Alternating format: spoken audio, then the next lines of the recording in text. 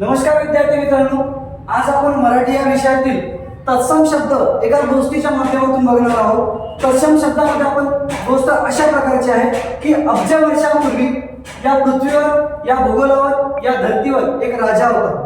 ठीक आहे, या पृथ्वीवर, या भूगोलावर, या धरतीवर एक राजा होता। राजा जो आहे तो विद्वान, उत्साही आणि वृद्ध होता। ठीक आहे, त्याच्या संसारामध्ये 6 कन्या होत्या, 6 पुत्र होते आणि एक पत्नी होती।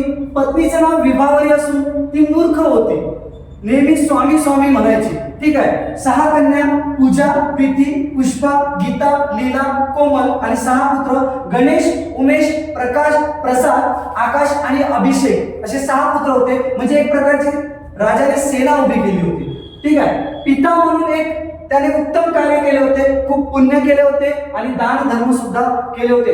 परंतु त्याचे जे पुत्र होते ते दुष्ट, पापी आणि अहंकारी होते।